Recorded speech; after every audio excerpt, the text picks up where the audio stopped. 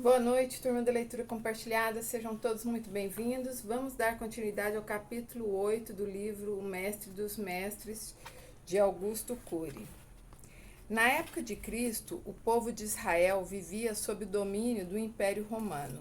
Sobreviver era difícil. A fome e a miséria faziam parte da vida daquele povo. A produção de alimentos era escassa e ainda assim as pessoas tinham de pagar pesados impostos, pois havia coletores, publicanos, espalhados por todo o território de Israel. Se olharmos para a miséria do povo de Israel e para o julgo imposto pelo Império Romano, constataremos que Cristo não veio na melhor época para expor seu complexo e audacioso projeto de transformar o ser humano. Se tivesse vindo numa época em que houvesse menos miséria e o sistema de comunicação estivesse desenvolvido, seu trabalho seria facilitado. Porém, há muitos pontos em sua vida que fogem aos nossos conceitos. Nasceu numa manjedoura, não gostava de ostentar, escolheu uma equipe de discípulos totalmente desqualificada, silenciou durante seu julgamento. As pessoas na época de Cristo estavam preocupadas em se alimentar e não em pensar, porém descobriram que não só de pão vive o ser humano. Os fariseus e os sacerdotes não tinham qualquer brilho na época. Cristo brilhou num ambiente em que raramente era possível brilhar. Embora naquele tempo as pessoas tivessem todos os motivos para não se interiorizar, elas abandonavam as suas casas e o pouco que tinham iam para as regiões desérticas ouvir as palavras sofisticadas e incomuns desse atraente mestre. É difícil encontrar uma pessoa intelectualmente atraente e interessante na sociedade moderna. Para tornar as pessoas atraentes, a mídia tem de, aspas, maquiá-las, dar colorido às suas palavras e a seus gostos. Todavia, o carpinteiro de Nazaré era um homem que atraía multidões sem precisar de nenhuma publicidade. Algumas vezes as pessoas viajavam durante vários dias, tendo de dormir ao relento para ouvi-lo. O estranho é que Cristo não prometia uma vida fácil nem fartura material. Não prometia um reino político, nem uma terra da qual manava leite e mel como Moisés. Ele discursava sobre uma outra esfera, um reino dentro do ser humano, que implicava um processo de transformação íntima. Não havia despertador, mas as pessoas levantavam muito cedo para o seu encontro. Creio que muitas tinham insônia tão intrigadas que ficavam com os pensamentos de Cristo. Alguns textos dizem que as multidões nem mesmo esperavam o sol raiar para procurá-lo. Lucas 21:38. Dificilmente houve na história um mestre tão cativante quanto ele. Embora não houvesse um local definido para ele se encontrar com as pessoas, elas se encarregavam de achá-lo. Sob o impacto das suas palavras, eram estimuladas a se repensar e a pensar nos mistérios da existência. O pensamento não estava institucionalizado, todos eram livres para ouvir e aprender, apesar das dificuldades que atravessavam. Cristo tinha coragem tanto para expor seus pensamentos como para permitir que as pessoas o abandonassem. É muito difícil reunir essas duas características numa mesma pessoa. Quem tem coragem para expor os pensamentos geralmente controla aqueles que o seguem e restringe-lhes a liberdade. Mas Cristo era diferente. Um dia ele chegou diante dos seus discípulos e deu plena liberdade para que o deixassem.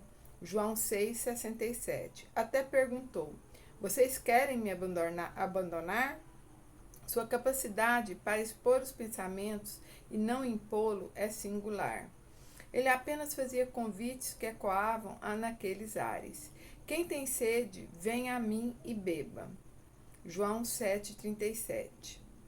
O registro no capítulo 4 do Evangelho de Mateus mostra-nos que quando Cristo estava caminhando junto ao mar da Galileia, ele viu Pedro, André, Tiago e João, que estavam pescando ou remendando redes. Então ele os chamou, dizendo: Vinde após mim. Imediatamente eles o seguiram, deixando seus barcos e suas atividades. Até hoje tenho dificuldade para compreender porque quando ele simplesmente disse, aspas, vinde após mim, os discípulos logo reagiram e o seguiram. Havia um intento carisma nas palavras e no semblante daquele mestre que atraía as pessoas.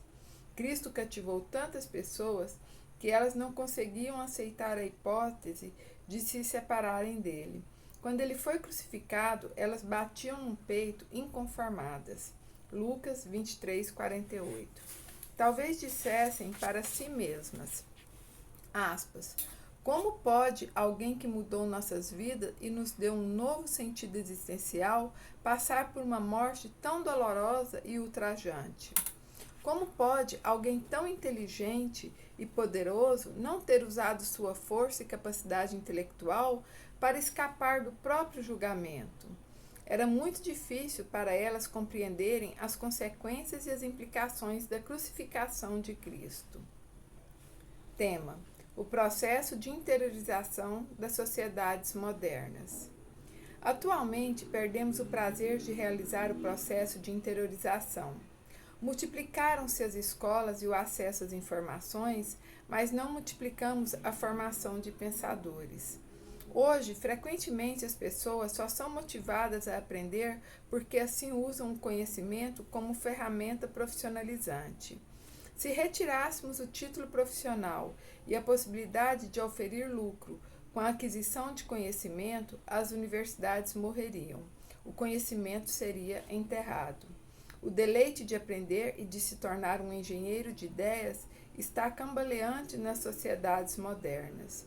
Foi substituído, como veremos adiante, pela paranoia do consumismo, da estética, da competição predatória.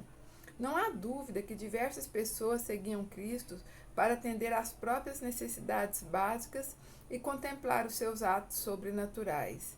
Ele tinha consciência disso. João 2, 23, 25. Porém, muitas o seguiam porque foram despertas por ele, descobriram o prazer de aprender. Platão falou do deleite do processo de aprendizado. Se ele tivesse vivido na época de Cristo, provavelmente seria íntimo dele, ficaria encantado com a habilidade do mestre de Nazaré em levar as pessoas desprovidas de qualquer cultura a romper com a mesmice da rotina existencial e ter sede de se interiorizar. O projeto de Jesus era surpreendente. Sob sua influência, as pessoas se tornaram caminhantes nas trajetórias do próprio ser. Sob o cuidado desse mestre, aprenderam a criar raízes dentro de si mesmas. Aprenderam a ver a vida sobre outra perspectiva e dar-lhe um sentido nobre, mesmo diante das misérias e das dores existenciais. Tema: desobstruindo a inteligência. Colocar-se como aprendiz diante da vida profissional, social e intelectual é um verdadeiro exercício de inteligência. Uma pessoa que possui essa característica é sempre criativa, lúcida e brilhante intelectualmente.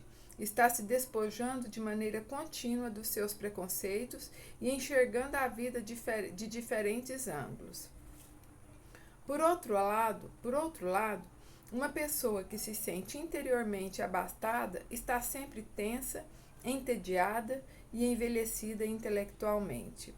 Faz bem à saúde do cérebro e à saúde psíquica colocar-se como aprendiz diante da existência. Essa característica não tem relação com a idade. Há jovens que são velhos por serem engessados e rígidos intelectualmente. Há velhos que são jovens por serem livres e sempre dispostos a aprender. Tal característica é mais importante do que a genialidade. É possível ser um gênio e ser apenas um mero baú de informações sem nenhuma criatividade. Se observarmos a história dos homens e mulheres que mais brilharam em suas inteligências, constataremos que a curiosidade, o desafio, a ousadia, a sede de aprender, a capacidade de se colocar como aprendiz diante dos acontecimentos da vida eram seus segredos. Muitos pensadores foram mais produtivos quando ainda eram imaturos, pois tinham preservadas essas características. Nessa fase, embora tivessem os problemas ligados à imaturidade intelectual, estavam ainda abertos para o aprendizado. Todavia, quando conquistaram status, fama, prestígio social e abandonaram a postura de aprendizes, arruinaram-se intelectualmente. Quem se contamina com o vírus da autossuficiência reduz a própria produção intelectual. Quem se embriaga com orgulho está condenado à infantilidade emocional e à pobreza intelectual, além de fazer da vida uma fonte de ansiedade. O orgulho gera muitos filhos, entre os quais estão a dificuldade de reconhecimento de erros e a necessidade compulsiva de estar sempre certo. Aquele que recicla seu orgulho e se liberta do jugo de estar sempre certo, transita pela vida com mais tranquilidade. A pessoa que reconhece suas limitações é mais madura do que a que se senta no trono da verdade. Um dos maiores problemas educacionais é levar um mestre a se posicionar continuamente como aluno e manter um aluno constantemente em sua condição de aprendiz. Muitos profissionais liberais e executivos se tornam estéreis com o decorrer do tempo, pois se fecham dentro de si mesmos, engessam sua inteligência com as amarras da autossuficiência e da independência exageradas. Muitos cientistas são produtivos quando estão no início de suas carreiras. Entretanto, à medida que sobem na hierarquia acadêmica e supervalorizam seus títulos, têm grande dificuldade de produzir novas ideias. Os jornalistas, os professores, os médicos, os psicólogos, enfim, toda e qualquer pessoa que não recicla a autossuficiência, aprisiona o pensamento e aborta a criatividade. É provável que muitos de nós estejamos intelectualmente estéreis e não tenhamos consciência disso por causa da dificuldade de nos interiorizar e repensar nossa história. Cristo provocava continuamente a inteligência dos seus discípulos e os estimulava a abrir as janelas de suas mentes. Os pensamentos dele eram novos e originais e iam contra todos os paradigmas desses discípulos, contra tudo o que tinham aprendido como modelo de vida. Por isso tinha um grande desafio pela frente. Precisava romper-lhes a rigidez intelectual e conduzi-los a se colocarem como aprendizes diante da sinuosa e turbulenta trajetória da vida. Quem ele escolheu como discípulos? Os intelectuais ou os iletrados? Estranhamente, Cristo não escolheu como discípulos para revelar seu propósito e executar seu projeto um grupo de intelectuais da época, representados por escribas e fariseus. Estes tinham a grande vantagem de possuir uma cultura milenar e uma refinada capacidade de raciocínio. Além disso, alguns o admiravam muito, porém pesava contra eles o orgulho, a autossuficiência e a rigidez intelectual, o que impedia que se abrissem para outras possibilidades de pensar. O orgulho e a autossuficiência infectam a sabedoria e a arte de pensar. O orgulho e a autossuficiência de escribas e fariseus obstruíram suas inteligências e os encerravam num cárcere intelectual. Na escola de Cristo, o orgulho e a autossuficiência infectam a sabedoria e abortam a arte de pensar. Nela ninguém se diploma. Todos são eternos aprendizes. Todos devem ter a postura intelectual de uma criança, que é aberta, sem preconceitos e com grande disposição para aprender. Mateus 10:15. Cristo demonstrava que precisava de algo mais que admiradores e simpatizantes de sua causa. Precisava de uma mente aberta, de um espírito livre e sedento. Ele não desistiu dos escribas e dos fariseus, mas em vez de insistir com eles, preferiu começar tudo de novo e procurou pessoas aparentemente desqualificadas para executar um projeto mais profundo e transcendental. Escolheu um grupo de incultos pecadores que provavelmente não conheciam nada além dos limites do Mar da Galileia, que nunca pensaram em caminhar dentro de si mesmos e desenvolver a arte de pensar. Pessoas que nunca refletiam mais profundamente sobre os mistérios da existência ou sonharam em ser mais do que simples pescadores ou coletores de impostos. O mundo intelectual e espiritual daqueles homens era muito pequeno. Todavia, um mestre intrigante passou por eles, abriu suas mentes e despertou neles um espírito sedento que mudaria para sempre suas trajetórias de vida. Cristo tomou uma atitude arriscada, corajosa e desafiadora. Fez uma escolha incomum para levar a cabo o seu complexo desejo. Escolheu um grupo de homens iletrados e sem grandes virtudes intelectuais para transformá-los em engenheiros da inteligência e torná-los propagadores de um plano que abalaria o mundo, atravessaria os séculos e conquistaria centenas de milhões de pessoas de todos os níveis culturais, sociais e econômicos. Assim é. Maravilha. Boa reflexão a todos. Boa noite.